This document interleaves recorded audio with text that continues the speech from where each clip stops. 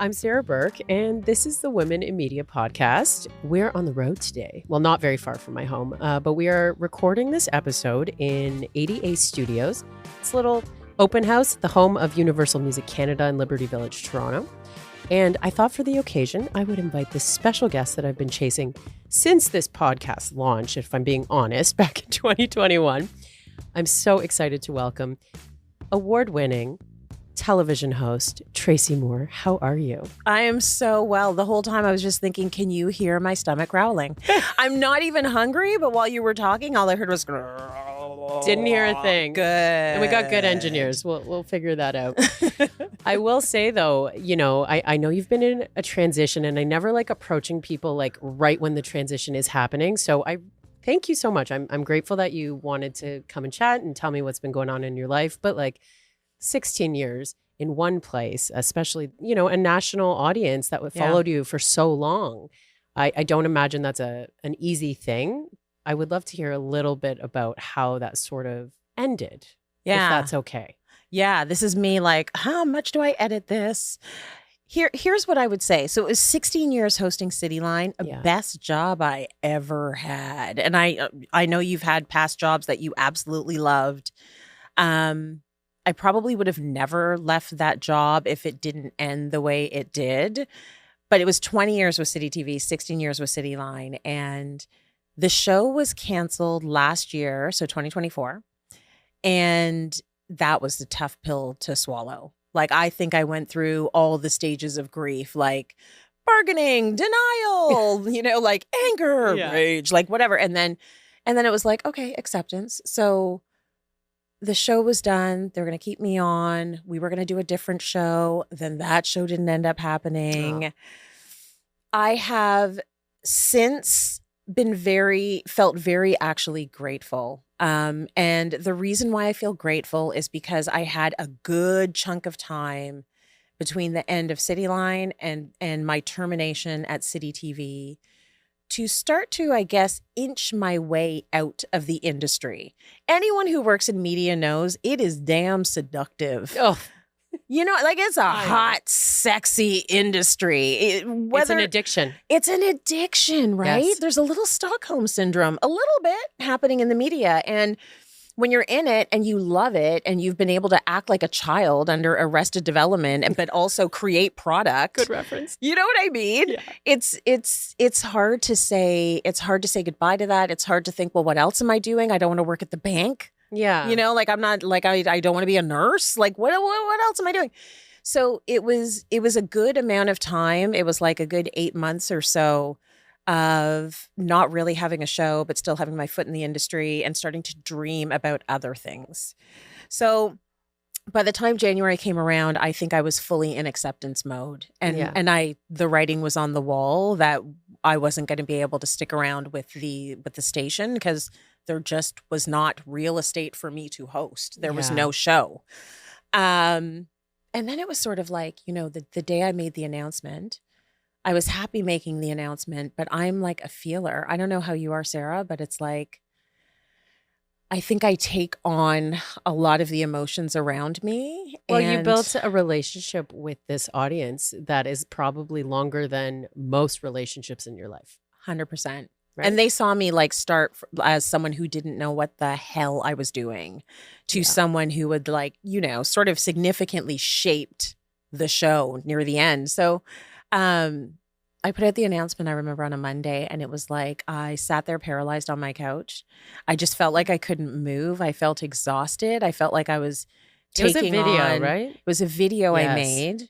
And I meant everything I said in that video because I did feel I felt good. But then when I put it out and people were like, oh, good for you. That's great that you're staying on to do this project. This is terrible. Oh my God, that's awful. I'm devastated. I'm so sad. And then dealing with all of that and then having to go through the process of recognizing that I can carry my own stuff, my own shit, my own emotions, my own disappointment, but I can't carry everyone else's. Yeah. I would say it was a good like 2 to 3 days of just like moving real slow through life. A little bit of a hangover, a media hangover. Little hangover. and then after that, it was sort of like, All right. It's a Yeah. new era, and there's a lot of unprogramming to do, and there's Yes. a lot of fun things to sort of sink my teeth into now. Yeah. And while I do want to go back in time a little bit and like hear how you got into media, I think a lot of my audience would love to hear a bit more about that too. The real reason that I wanted to have you in is the freedom of this next chapter and you getting to, decide who Tracy Moore is without being attached to Rogers or Cityline or any of these brands that you've come to represent over the years, right? Yeah. I went through a bit of that myself when I've left my job at Indy 88, when I've left my job at Sirius XM. I didn't know who I was. Like when you reach out your hand to introduce yourself to someone, hey, Sarah Burke, manager of music at Sirius XM. How are you? So like there's this period of like, how do I introduce myself? I don't even know what I'm working on next. I would be interested to know after those 3 days of being a little bit of a sloth. Like what were you feeling called to? What do you need more of in your life? Ooh, that's a good question. I have embarked on a little bit of a project. Okay. And the project is, how about I just do what I want? Yeah, yeah. And the point of that is you throw that out there and it sounds really easy. Yeah, just do what you want. But actually, we don't know how. We have been in hustle culture, most of us, two West Indian parents or whatever, women hustling in an industry that doesn't necessarily make space for us. Like whoever you are, you're in this industry and you're on the treadmill in any industry, really. And so the idea of actually flowing with what my body wants to do and what my brain and soul wants to do is very new for me. The only thing that has to get done is stuff for my kids. Their schedules are non-negotiable. They've got to be at hockey. They've got to be at this. They've got to be at that. But for me, it sort of became, what do I like? What if I do have extra time, how do I want to spend it? Do I want to be reading in front of the fireplace? Do I want to be walking the dog? Do I want to be writing? Do I want to be singing? What do I like? And it's interesting, this whole idea of how do I introduce myself? Because I feel like I'm in a weird place in my life. And so I'm doing like weird stuff. Yeah. Yeah. I went on a retreat with a bunch of strangers. I knew the woman running the retreat. And that's it. And I went, and for that entire week, I never asked anyone what they did, and no one asked me. Beautiful. Wouldn't that be a great way to live? I'm going on a retreat in 2 weeks where I know only one person. I love it. This is so funny. I think you're going to love it. What do you want to get out of that retreat? I think like disconnecting. I want to disconnect. I'm too connected with everything right now. Yep. And I mean, that sounds like part of like, what you're unprogramming a little bit. Yes. You don't need to respond to the client within 5 minutes. It will be okay. You can have an evening or a weekend to yourself, right? Like all of those things. I think it's going to be like a full recalibration for me, to be honest. Yeah, absolutely. Yeah. I had similar goals going to this retreat, and I got about 10 times more than I ever expected because there was actual I didn't come there for the people. Yeah. I was like, oh, it's Costa Rica. I'm going to look at a leaf and a tree, and there's the sea, and and it's going to be beautiful, and I'm going to want to like exhale and look at stars. All of that was true. But then there was also like genuine vulnerability and connection. Like 11 women that are now like sisters. They're part of my core group now, right? Because we were just so real walking into that space. And it was a good exercise in it's not about my job. Oh, yeah. Like, who the hell are you, Tracy Moore? What are your values and beliefs? Yeah. So that's so interesting. So that was, it was a really interesting time. And I did the little experiment even when I was there. I brought my laptop and I wanted to get some writing done.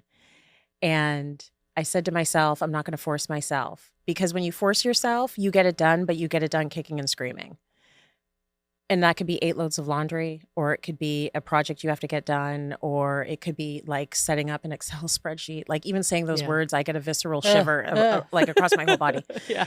So I got there on the Saturday, acclimatized. Sunday, let's hang out by the pool. Monday, we had an excursion. Tuesday, I had a massage. I was like, oh shit, I'm leaving here on Thursday. I haven't picked up the laptop. I said, don't panic. when you want to do it, you will do it. Right. Trust yourself, because I don't think we trust ourselves. And the next morning I woke up and sure enough, I wanted to write. And it was the most effortless, easy, breezy, quality content. And so I think I'm trying to live more of my life that way. Like feeling In my body. Am I hungry right now, or is it just 12 o'clock noon so I have to eat lunch? Right. Valid. Yeah. Does the laundry have to get folded right now, or will I have a burst of energy on Saturday at 3 p.m.? Like, why are we living life in a way where we have all these arbitrary for me, because I'm unemployed. Like, these are all arbitrary. They're all made up. The urgency is created, right? How can I flip that and just like calm the nervous system and flow a little bit more? So that's been my project. I can't wait to have my, I guess, dose of that. And there's silent mornings. Beautiful. And I think that's going to be challenging for me. I have trouble sitting still. Mm-hmm. So it'll be really interesting. And I think that's part of what you were getting at, that this industry sort of breeds, is like, you must always be busy or else, right?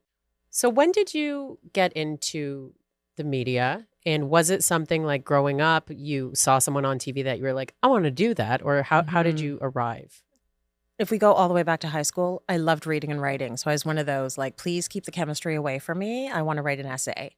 And I had a really good grade 11 English teacher who was so lovely. She would invite other classes to come in and watch my presentations. Oh. Like, I sound like the biggest nerd, and I loved it. Mm-hmm. And so I said to her, okay, Miss Holding, I love to write. I love to read. Like, what does that mean? I didn't want to be a novelist. And she's like, oh, no, honey, you can be a lawyer. You can go into politics. You can go into journalism. And I was like, oh. So she advised me to take a general arts degree when I went to university. And I did that. And my first year in university, I started volunteering at the campus radio station. And Where are we, by the way? We're at McGill. We're at McGill in Montreal. And were you born in Montreal? No, Richmond Hill, Ontario. Okay, this is super weird. I grew up in Richmond Hill. Where? Are you allowed to say that? Yes. Bayview Major Mac. My parents still live there. Highway 7 and Yonge. Wow. Did you go to high school there? I went to high school at Bayview Secondary. Where did you go? Langstaff. Oh my God. And was Langstaff still a dirt pile? It looked like a jail on a hill. Yeah, I smoked my first joint there. Special.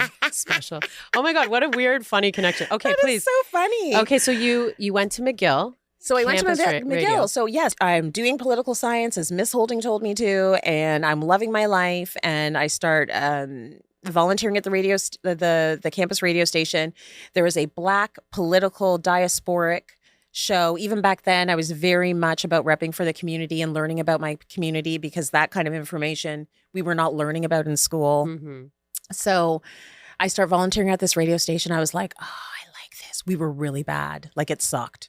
Oh, yeah. We didn't know what we were doing. I sucked too. Yeah, like we didn't know. But I caught the broadcast bug. And then I went on to do my master's in journalism at Western. And then I got in. Too. Did you really? This is ridiculous.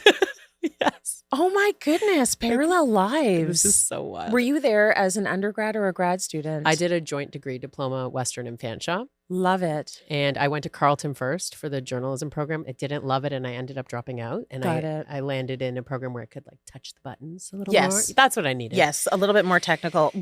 I needed more of that for sure. 100%. Yeah. So, and did you also go to McGill? I'm just wondering, to like get out of the house, like get far away?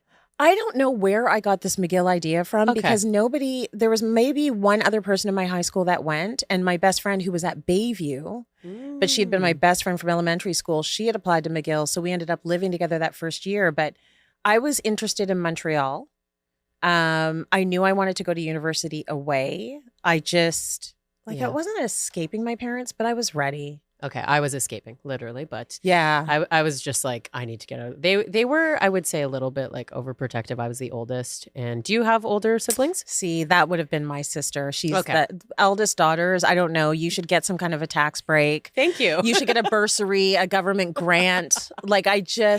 Oldest daughters. I'm so sorry. No, it's okay.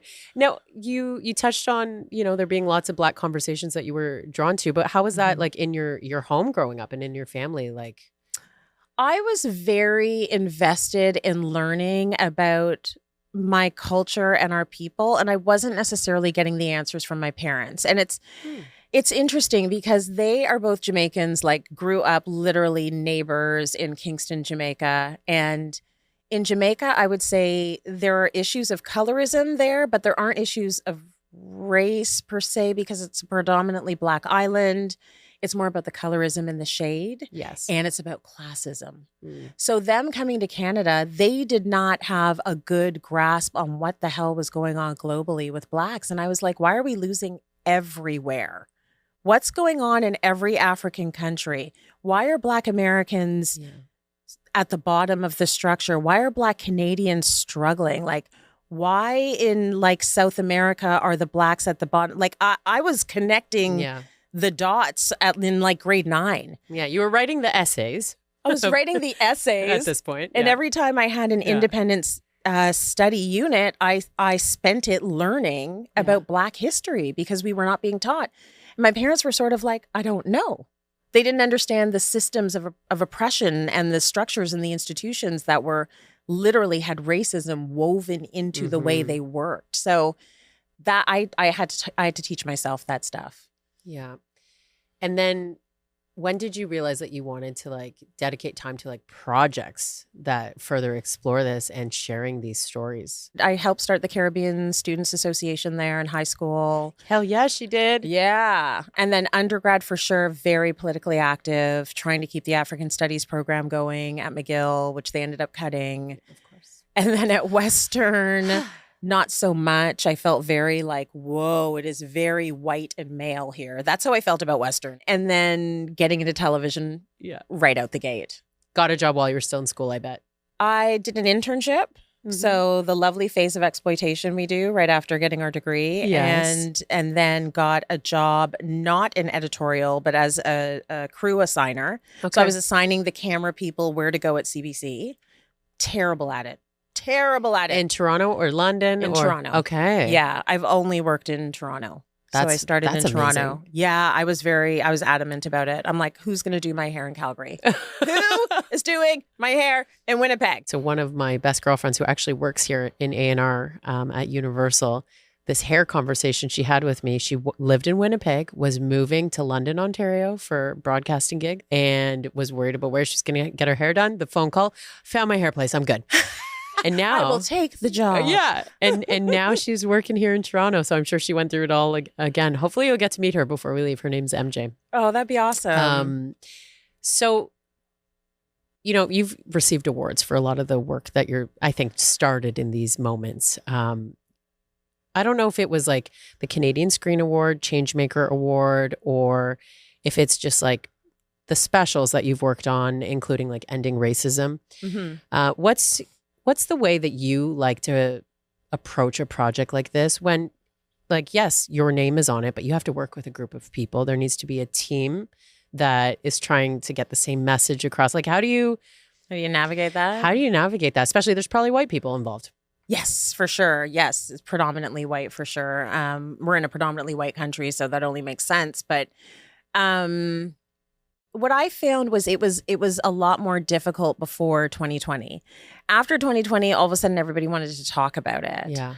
And then because the Great Awakening. The Great Awakening, right? Yeah. So we also hired a few people of color on the staff, and oh my goodness, the weight that was off my shoulders just having even one other person in the room that could be like, that's misogynoir. That's like, that is a cross between misogyny and racism. It's called misogynoir. It's like, you know that term. Makes perfect sense. It's education, right? Yeah. So it's like intersectionality and all of these sort of concepts that if people have them as like a basic building block, then, you know, and they started pitching ideas and I didn't have to pitch the ideas, and they sort of understood. Other than that, I will say I had a very good open group of producers that I was surrounded with. That's great. They weren't invalidating my experiences. Let's put it that way. So if there was an idea that they knew nothing of, they were very open-minded about it. Yeah. Yeah. And so that's how the navigating. Yeah. It feels silly to ask this question, but I feel, Ask away. But has there been a time where you have experienced racism? The answer is yes, you've experienced it, but if you feel comfortable sharing about it. Yeah, I mean, I think for most of us that are growing up here or really anywhere in the world, but particularly countries where we are visible minorities, it's like grade one right out the gate, like just called the N-bomb on the, and my children as well. Like this is, 35, 40 years later, and it's the same, right? So the only difference now is that my kids have the language and they will come home and tell us, whereas I don't know, am I going to tell my mom who's going to go in there and be like the big bad Jamaican mom? And I don't know if we need that added to the situation. Yeah.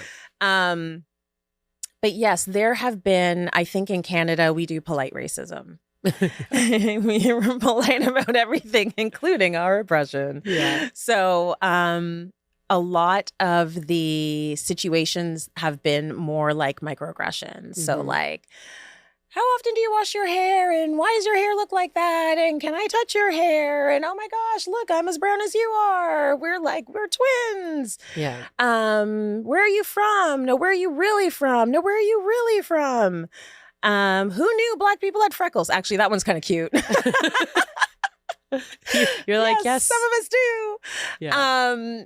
And I would say if you were to ask my husband and my son, oh my goodness, 10 times worse. I think that I'm very good at navigating communities that don't look like me. Yeah. And I think that maybe that's a bit of a survival mechanism, but I lean into it easily. And for me, what's been really important is having a community that I can vent with and to when I'm in situations like that. And then as I've gotten older, being able to defend myself, having sort of like a list of things that I can say right out the gate when things get awkward.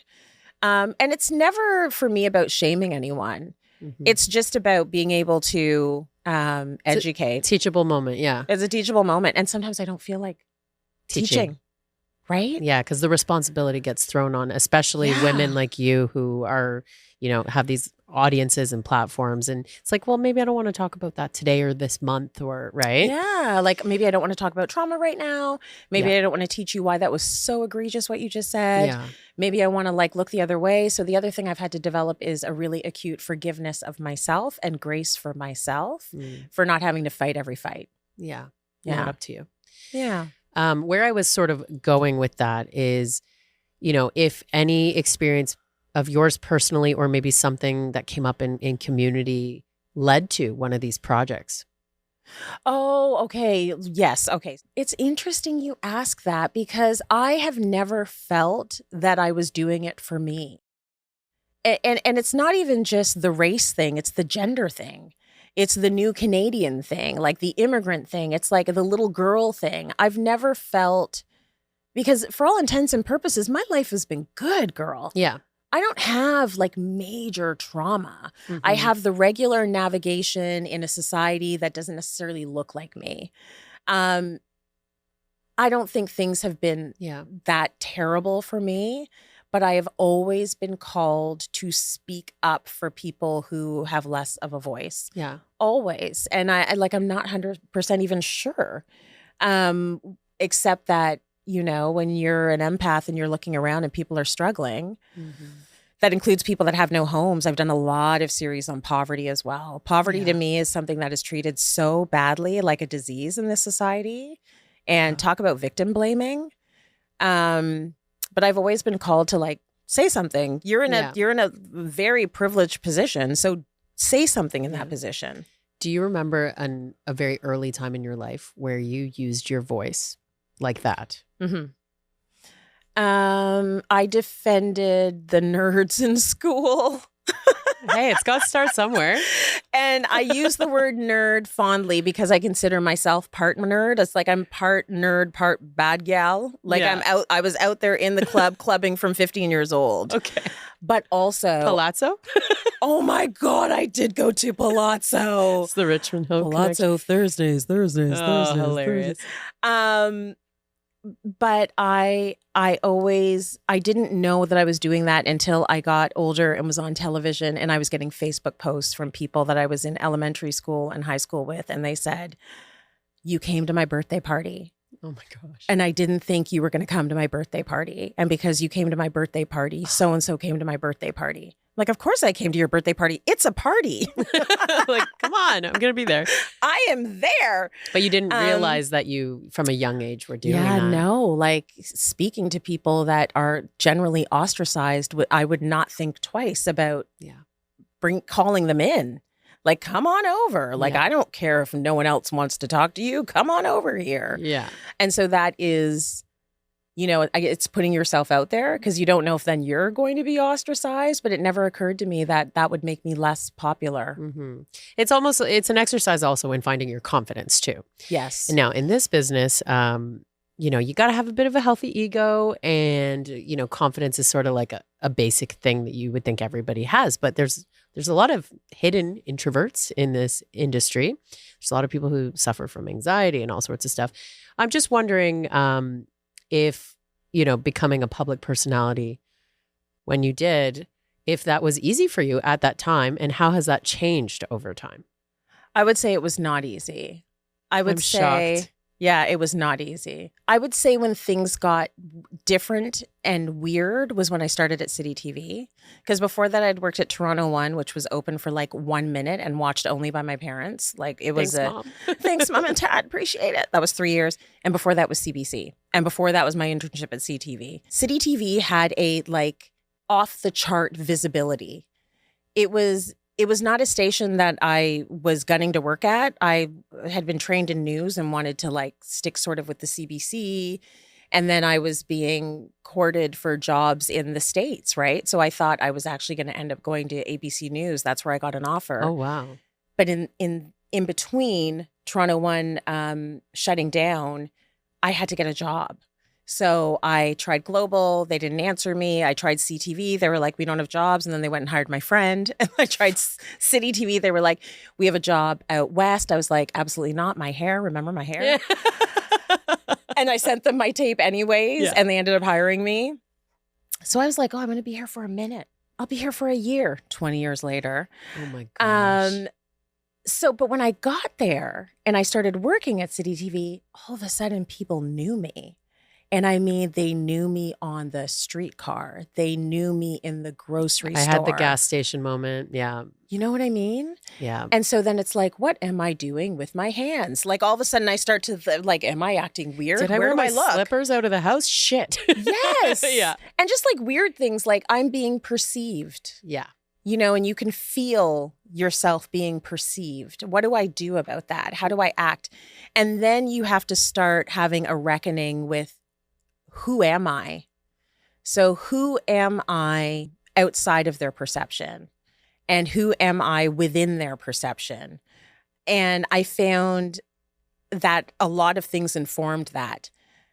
So breakfast television for 3 years and then Cityline. And it was like there were people that had expectations for the way I was supposed to move through that show as a host. And I was supposed to be meaner. And I was supposed to be more decisive. And I was supposed to find my bitch pants and put them on. And I was like, where are my bitch pants? And it wasn't my bosses. It's like, it's other, like so many influences. Colleagues and so many people, like people on the show. And when you see like a really hot woman and she's with a man who is not as attractive and the whole world lets her know that she can do better. In that way, I got the message. Lots of, I don't know, you're in charge, like if they're acting like that, like you can get them removed. And it's like, I don't know if I want to play with people's livelihood. So there were days when I went home and I'm like, oh, maybe I'm not cut out for this because that's not how I lead. Mm-hmm. You're like, I'm just like looking for the story. Looking for the story. And also like, can we collaborate? Like, what about, can we get like other ideas? Like, oh, she's younger on staff. Like, let's not shit on her. Let's get her ideas. She's representing a demographic we are not. Yeah. Right? Like, so I was questioning myself constantly. I was going home to my husband constantly and just being like, oh my gosh, like this, they're telling me I should be like this. And do you think I'm making the wrong decision? Am I a pushover? Side note, when did the husband come in the career? He came in when I was at Toronto 1, so 2000. Right before things got weird. Yes. Great. I'm so happy he was there for the before. Yeah. So I met him in 2001. Okay.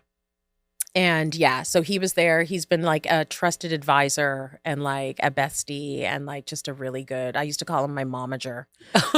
He'd be like, you should charge $1 million. I'm like, Leo, we're in Canada. Try again. Where's Leo from? Is he born in Toronto too? He's born in Haiti. Okay. He's adopted by French Canadians in Shawinigan. He's from rural Quebec, raised by white people. He's had his own very interesting journey through this world and this country. But he's great because he was also a journalist. So we were both CBC reporters. When I asked him out, I asked him out. He's the only guy I ever asked out. Still married. Going to be 19 Leo. years. Yeah. I love it. But yeah, it was hard. Yeah. Fame was weird. I felt like it was weird and everyone was weird about it. And this is, I mean, I haven't even brought up social media. This is before all that. This is before social media. Before it was a thing. So maybe you want to touch on social media and, you know, the last 2 decades, but also how you're being perceived feels now. How's it feel now? Okay, so now I feel like I'm mature enough to figure out that I've got to actually detach from that external validation. That sounds so easy. It's very hard. But it comes with age, yeah. It comes with age. So it's like, so I'm not Tracy Moore from Cityline, and I actually have nothing to prove. So what's the first question everyone's asking me? What do you think everyone's asking me now that I'm... What are you doing next? What's next? What's next? What's next? Maybe throwing a trace at the end. Trace, what's next? Trace, what's next? And I get it. It's like, you know, there are actually people, like especially people from the Black community that actually feel like very personally affronted by the because I'm not on TV anymore. Like that, they were able to see themselves. And it's a big deal to have that taken away. So I understand they're invested, and I don't want to make light of people caring because they care. Yeah. But also I had to remind myself, it's like, oh, shoot. Like I can't go out there trying to prove to people that I'm okay and I have a gazillion gigs lined up, whether I do or don't. Like I actually have to be okay with saying a little this, a little that. Yeah. And leaving it at that. Like I'm going through the process of trying not to prove anything anymore. And this is in any industry, right? Like media or otherwise, where maybe like first half of the career is very much like trying to prove yourself. And then second half of the career is like, nah, I'm good. And this is who I am. And I stand in my power. And I think if I'm picking up on what you've been putting down, it gets easier with age. You just turned 50, you mentioned, in January. Happy 50th. Thank you. I think the termination you were saying came the same week. So that's a weird, just a weird birthday celebration. Weird birthday. But, you know, memorable. I'm lucky because I work with women like Jan Arden. So like I never really think about aging in a bad way. I think about how much more experience I get every year, how many more, you know, like tools in the kit kind of thing. But yeah, how do you remember like first being vulnerable with your audience, whether on social media, on television, or just like in how you talk to your kids? Because I think there's a front we put up for so long before we get to that point. Yes. It was very much trial and error, and I was I was tiptoeing my way in, and I found that on the show, the first like 18 months was just figuring out who the guest experts were. And then it was like, what am I doing? What is grout? Like, what are these words? What's happening? Yeah. And then it was sort of, who am I within this show? So I'm hosting the show, but then I am not the person, I don't cook.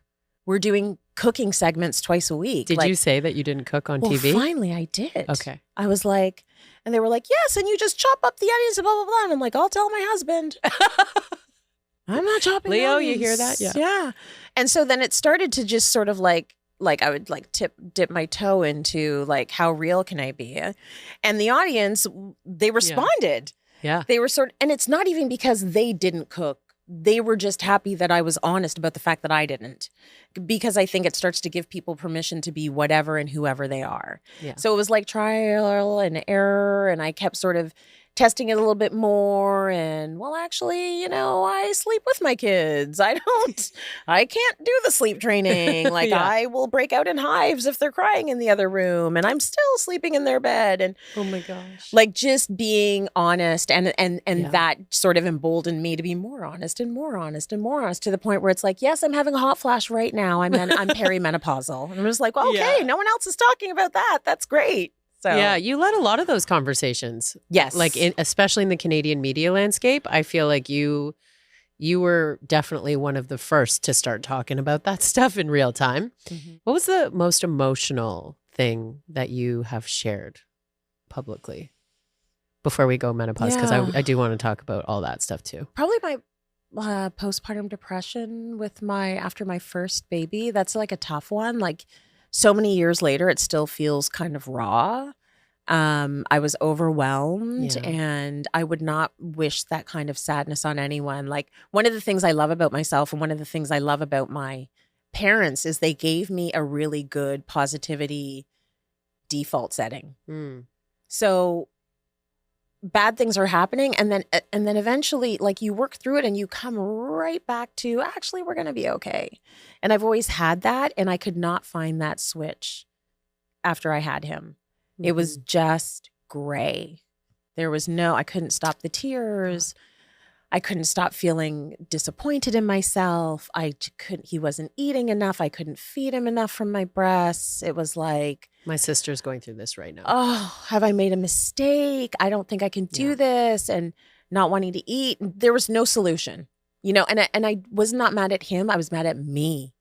And Yeah. I didn't want to hurt him. I wanted to leave the house and just Yeah. like sit at the bus station, Yeah. like just anywhere but here, because I cannot do this. And it was tough to talk about that. I didn't want to be like judged for that. We weren't really talking about that in 2008. Did you bring it to the show, or the show brought it out of you? I brought it to the show. I was usually open to talking about, That's great. my life experiences and the things that I've done wrong. The fact that I was terrible financially. Yeah. I got a credit card my first year in university, a $500 credit limit. We spent it immediately on cheap tank tops at Le Chateau. Le Chateau. I don't even know if Le Chateau still exists, but then they were calling for the money. I'm like, well, who's paying this bill? I don't have any money. So like my money was ridiculous. Like I was Wow. financially terrible. I talk about all that stuff on the show just so that people don't feel so bad about it. We're all just figuring it out. Yeah.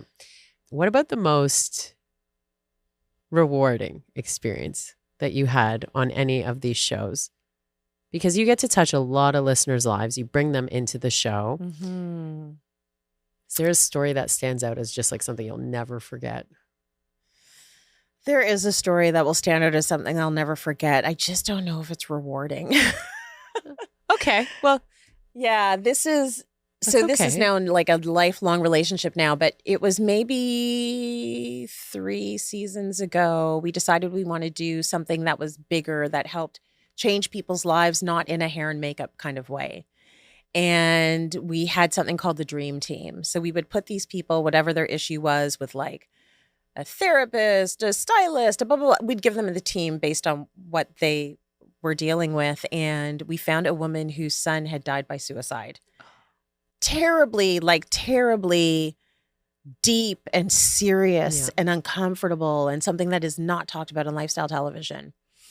But going through that story with her and her family members and like viscerally feeling her pain was something I will never forget. And her and I are still in touch.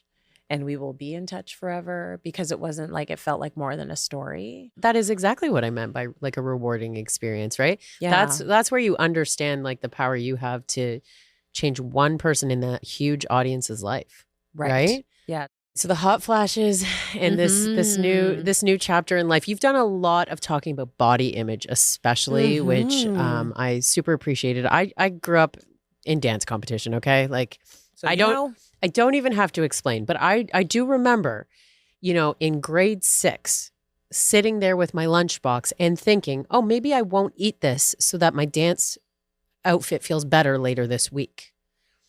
Like I still ate. I never ended up, having, but the fact that something made me think that at that young age, right? Yeah. So that's where it's like, it's deeply embedded in our society, how women are expected to look, expected to feel, expected to act. So body positivity, like how did you start sharing some of those things about your body? Because that's like extremely personal to do. It's so personal because like bodies are, oh my gosh, there's so much packed into the whole how we feel about our bodies conversation. Yeah. I literally do not know one woman who does not have a difficult relationship with her body or has caused harm to her body or thinks twice about her body. Like we're all in it. We're all in it at different stages and phases. Yes. And I think that the body conversation for me, definitely after I had my first kid, I just wanted to lose the weight. Yeah. You know what? Let me start it this way. Okay. I was like probably a healthy, happy. No, I wasn't healthy. I was a size 14 during my undergrad because I was smoking pot and drinking and having the time of my fucking life. Like zero regrets. Okay. Oh my God, zero regrets. Like it was not in any way making my life bad. I had boyfriends, I had friends, I was in the club. You were happy. I was happy. And at the end of that, knowing I was about to go do a journalism master's, I literally, with my strategic Capricorn brain, said, oh, shoot, I need to be skinny because there are people on TV are skinny. Yeah. So, and it was never about how I felt about my body. It was basically about how I knew society would feel about my body. It was like I need a job. Yeah. And so I need to look like the people who are doing that job. And I already knew, I hate to say it, but I'm already Black. Yeah. I'm already layers. A woman. So am I going to be a Black fat woman and ask these people for a job? Like, how many things am I going to have against me? And it's sad to have to put it down to that. But like, look at the society we're living in, right? Mm-hmm. So I went through this, like, it was not extreme in the beginning, but I think by the time I was in grad school, I had gone down to a size 8. Oh, wow. And then when I started at CBC Toronto 1, down to a size 4. Jesus. And then it was like starvation. Oh my gosh. Like I'm not supposed to be a size 4. Like it was, how do I skip this meal? How do I stay away from food? How do I not be with my family so that they're not going to be judging me for not eating? How do I get into a smaller size? It was working. That's the sad thing. Now I'm getting magazine covers. I mean, the Toronto Star wants to do an interview with me. I'm getting job offers in New York. I have an American agent. Like it was working. So that was even worse. So then I had baby number 1. I was like desperate to lose that weight, and I did.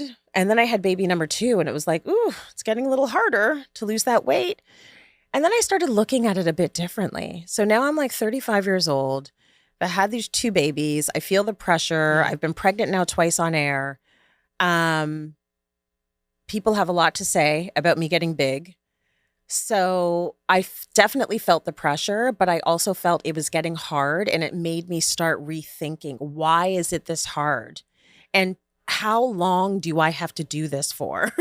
Like, when does this end? Yeah. When does this end? Totally. And I know that the producers and we were all women, and we had a lot of conversations about our body off air. So then when we started pulling it onto the show, I was happy to be kind of honest about it. Like, just to say, I like this, but I also struggle with this. Like I do. I'm a product of the environment too. Like, of course I'm going to tell you to love yourself because I love myself. But also there are days when I wake up and I'm like, I did not look like this 5 years ago. Mm. I just did a project this week that will come out later on in the fall, and it involved photography. And for the first shots we took, I got in front of the camera, and I always try and take a little peek at the monitor. I peeked at the monitor and I was like, oh. And it took me a second to reconcile the person I was looking at with who I was, because my body has changed so dramatically even in the past year, like gotten even bigger still. And so while I'm moving through life and I'm happy as can be, and I'm looking at the sky and the clouds, I'm walking my dog and I love my husband and my kids, it's like every once in a while I get like that little jolt. Yeah. Like, oh, you don't look like you used to look. So what does that mean? What do you do with that? Like, where do we put that? That's the pivotal moment where you decide how you react to yourself. How do you react to yourself, right? Am I going to love me? Am I going to accept it? Is there a health issue? No. Yeah. So does this need to be fixed, quote unquote, or do we need to embrace some acceptance here? Yeah. I feel like I've even watched you just on socials. Like I've seen you sharing workout stuff, fitness stuff. And then, you know, having this conversation with you now, I'm like thinking about some of the ways that those things have been framed. And even for me, like I'm a confident person, but I look at my body like, oh, that last time I was here in this space, I looked like this, like the comparing to past versions of yourself and things like that. With what you were talking about like moving and feeling more in the moment a little at the beginning of this conversation, is that fair to say that that's where you're at with your body now too? Like instead of having to work out, is it like, oh, my energy is low today. A workout might help get some energy, like where it's about those other things. Totally. And I would say I've had a very good base of fitness for like 20 years now. Yeah. And I've been doing it because it helped me get out of postpartum depression. Oh, so back in 2008, like it helped pull me out. I would go to the park with him every day to try to get to sleep and then go to the park to do some lunges with the stroller. So I've been very dependent on it as a mental health thing. I love it for that. And that has helped. Like for some reason, I never want to skip a workout. I love that too. Yeah, like I really, really love it. And I like even my trainer, sometimes I feel like asking him, like, I do not look like the woman you started training a decade ago, like not even close. Yeah. Is that weird? Because it's kind of weird for me. But then it's like, no, I'm here for therapy, man. Like this feels good. I'm incredibly strong. Yeah. You know, I'm raising a Gen Z daughter who's like, wear less clothes. Like why the tank top over the sports bra, mom? Everyone's just wearing the sports bra and the leggings. It's like, oh, I'm 50. Can I wear a top? Or like, is that okay? But like the body positivity that comes so natural to her is so refreshing to me. Oh yeah. And I love it because it's also, she's reflecting the information we've been giving her, which is you're great. You know, you never need to change a thing.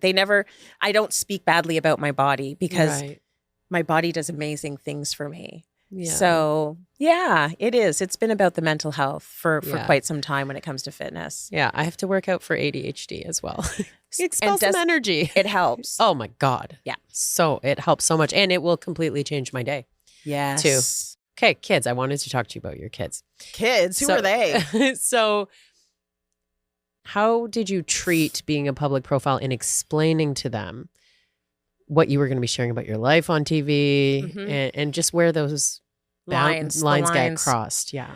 I do not share anything about my kids that might embarrass them. Yeah. I don't feel like that's my role. And I feel like I have a big digital footprint and they don't need me to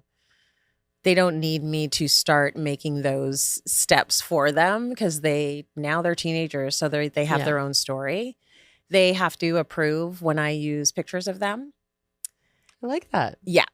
And, you know, if I want to talk about their hockey wins, they've got to look at the picture first and they'll be like, Mom, you clipped me. Don't use that picture. I'm ugly. And I'm like, okay, fine. So there's that. I would say the biggest mistake I made with my kids when I first started in the industry was being too guided by external influences when it came to image. So I felt like not only are we a family of color, we're a television family. So you kids cannot be acting up in public. There's no picking your nose. There's no farting. There's no, if you're coming to the studio, the hair has to be on point. You've got to be on your P's and Q's, good manners, very polite. And I feel like I did that a bit too much. Like they were little soldiers when they were little. Like it makes me sad thinking of it. Yeah. But I was new in the job. And I felt that everything reflected on me and that shouldn't have been put on their shoulders. So that would be my big regret with them. And I tell them about it all the time. I'm like, it shouldn't have been Wow. I shouldn't have been so strict with you. Daddy shouldn't have been so strict with you. Like, we were new. We didn't know. It was a big job. Like, Yeah. you know, there were a lot of people watching, like, you know, so we're like, we're sorry. And they joke about it. They're like, oh my God, you didn't let us do anything. And I'm like, I'm so sorry. I'm so sorry. Good or bad, what's the strangest question that has come from one of your kids about you? Oh, about me? Because I had another one. But Okay. Maybe I should tell that one. Share both. I don't know. Like, strange. I will tell you, when my son was really young, somebody asked him what his mother did, and he said that people clap at me and she works out. And I was like, accurate. Because there is an audience clapping at me. Well, I do go to the gym every day. That's so funny. Yeah. People clap at her and she works out. Like, okay, well, like, I have a show. Put that on the resume. So funny. It's funny because I thought for most of my career they were very unimpressed by me. And like, I'd want to watch like a segment on the show because it was pre-taped, and I'd put it on and they'd be like, can we watch cartoons? Yeah, they just didn't care. Yeah. Please turn the channel. Like, you're watching yourself again. But when they got older, I think they started to get it. Yeah. And we would always be very clear, like, you know, we're at Disney World right now because Cityline's shooting a show and we're very lucky to be here. And most kids don't go every year. So maybe don't go back to school and tell everybody where you were. Like, wow. Like, let's be sensitive about this stuff. And also, like, let's be very grateful that you get to do this. And they were like, okay. I didn't know if they got it, but I feel like as they got older, they got it. Tell me about how your kids let you know that they're proud of you. They tell me. They're very expressive. Like, even with you announcing like that Cityline was going to be no longer, like, I can't even imagine it. Like, you know, how your daughter and your son, like, what did they say at dinner? Yeah. At dinner, like, I was handling it. I felt pretty well, although I think my husband always gets the worst. He gets the brunt of everything bad when it comes to me. Poor guy. But they were sort of like, my daughter said straight up, you're handling this well. And she's like a small adult. Like, I feel like she is a tiny adult. And my son didn't say much, but I do remember him saying something along the lines of, yeah, you're going to be fine. Like, there was no fear or panic. There was no, well, what are you now that you're not on that show? Like, there was none of that. Yeah. And I think it's because I had reached that acceptance phase and shared it with them along the way. Yeah. It's like, okay, this is, you know, it's happening and it's okay. And, you know, I started to understand how many people were invested in my career, which was interesting because my aunts and uncles and parents, and it's like, oh, this was a big deal for you guys too. Mm-hmm. So, like, having to explain to family members was definitely a thing, and not take on their disappointment or their rage or their anger, you know. But no, the kids were good. Yeah. Yeah. With the younger generation, like, I'm working with some younger people right now, and I feel like I'm learning from them all the time. And here I am, like, you know, millennial, being like, I thought I knew a lot of shit, but I know nothing, you know. So is there it sounded like, you know, you had a knack for lifting up the younger employees when, you know, you were working in the team environment. But is there a young person that has kind of taught you some sort of lesson that you've taken with you into this new chapter? So many. Yeah. Like, so many of the younger ones have. And if you have any experiences with like mentoring that you want to share, absolutely. Oh my gosh. Yeah. Mentoring I'm doing it constantly. Yeah. So I had a really bad internship experience. That's why you still do it ongoing. Yeah. So I said, okay, when the interns come in, I'm going to let them know right away. Hey, I'm Tracy. Good to have you here. If you want 10 minutes, like, we can chat. Just let me know. Like, you're only here for 3 months. Make use of your time. Book a time with me, and let's sit down and chat. And I'm like, ask me anything. If you are in lifestyle, but you want to do sports, I'm going to introduce you to the sports people. If you are stuck on Cityline and you want to be in news, I'm going to take you up to the newsroom. Like, let's use this time wisely. And then outside of that, I've had young women from the other networks, like, email me, DM me, like, can we just have a phone conversation? Yeah. Absolutely. And I think that what we need a lot of help with is navigating the system sometimes, like negotiating contracts, figuring out what to do about a bad manager, a toxic coworker, being undermined with your pay, that kind of stuff happens a lot. But yeah, lessons from the young people. I feel that, gosh, can I think of one in particular? Because there were some young women on the show, and I called them the kids. But I respected their openness. So I feel like, and I don't know if you're like this, I like women who are like 20 years older and women who are 20 years younger. That actually checks out for me too. Yeah. I have a lot of older friends and then like a bunch of young people. I'm like, oh, we're very connected now. Totally. Yeah. And I like from the young people, like my makeup artist near the end of my time at Cityline, she was so in touch with being who she is regardless of what the rest of society wanted. You admired it. Yeah, that's admirable. And like being a Gen Xer, it's like I still have some of that boomer tendency to work through pain. Yeah. But then also straddling that millennial Gen Z, no, I've had enough. So, but like we're in between it. Yeah. The boundaries are crazy. Younger people have such great boundaries. I'm like, got boundaries. I never had that when I was young. I hid my pregnancy. Like when I was pregnant with my second baby, it's like, I need to get my contract signed before I tell anyone I'm pregnant. I was 4.5 months gaining weight in weird places. Like I need to sign that contract so that I have another 2 years on the books. Then I can tell them I'm pregnant.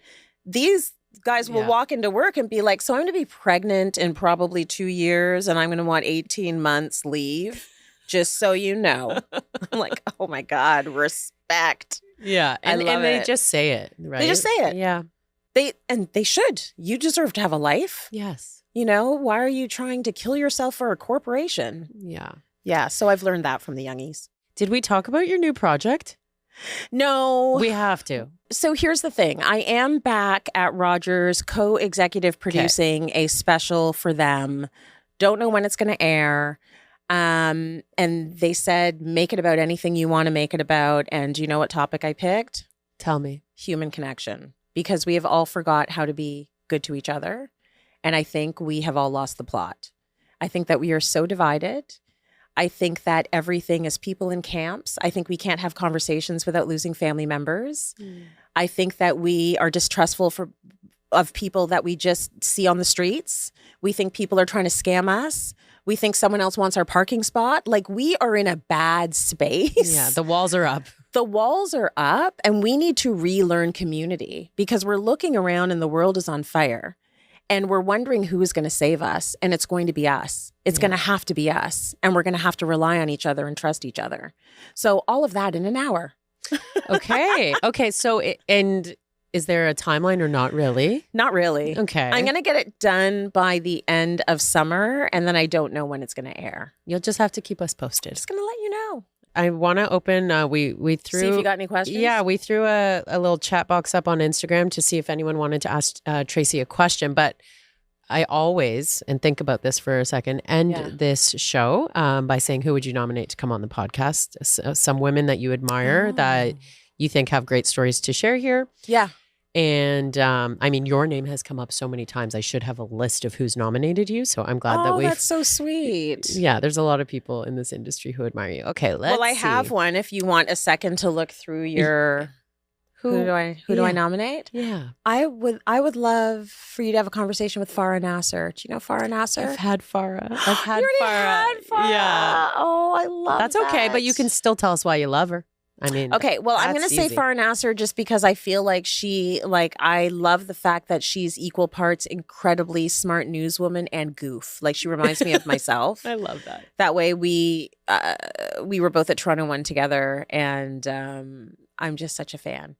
Have you talked to Arissa Cox? No. Okay, well then she would be my next. She's out west now. Okay. She's basically a rancher. Okay. She's living a very different life and I love this for her. She is what I learned from Arissa is she's able to go off the grid and she really doesn't give a shit. She doesn't care about any of the social norms. She takes her 3 kids and her husband. They've moved probably about like 4 or 5 times since they got married. They keep going like from East Coast to West Coast to Central, like all over the place. They are marching to the beat of their own drum, and I love her for this. But we also met at Toronto One, and she's a bestie. Like, there are very few people in the industry that, like, I don't know if you're like this, but we actually talk numbers. Okay. Like, I got this contract for this much. Do you think this is fair? Or I got this contract for this. Do you think I should negotiate this? Like, she knows numbers. I've had both experiences where, like, I'm someone who will say, listen, I want us all to be paid fairly, so I'm going to share this with you. Like, good for you. I do a lot of that. But there's some people who are visibly uncomfortable with it when I bring it up, I will say. 100%. It's very taboo. Yeah. You talk about bodies being taboo, like money. Yeah. That's a tough one. And of course, who wins when we're quiet about it? The companies win, right? Title of episode, Who Wins When We're Quiet? Because that sums you up. Who wins when we're quiet? Nobody wins. Yeah, not us. Okay. Not us. Last question to end. Yeah. Your biggest lesson learned? In life? In media. You really have to hang on tight to who you are. Because there is going to be so many people and so many forces that try and just gently nudge you into being something else. And it is pervasive. Like, you really have to you have to know who you are. Yeah. That's why we have so much wounded people in media. Like, go in as an empty vessel and then get filled up with all the crap. You know what I mean? Like, you kind of have to go in having a sense of, okay, this is who I am. This is what I stand for. I've got some integrity. All we have in this industry is our reputation. That's it. Mm-hmm. So treat people properly. Don't be a dick. Move through your jobs, like doing a good job, but also treating people properly, and know who you are. Because if you don't know who you are, you're in a bit of trouble. Thank you so much for this conversation. It was so great. Great questions, Sarah. Thank you. I'm sorry it took so long for us to get together, but that was so fun. And a huge thank you to ADA Studios for hosting this conversation during their open house. It's a beautiful space, and I feel too lucky for all the recordings that I have done here. If you want to take a little tour of the space, then check out the link in the show notes for this episode and book some time, whether you're a podcaster or a musician. They do recording, they do mixing. There's rooms to write songs here and post-production. As a matter of fact, they will probably send me these files by the end of the day. Thank you, ADA.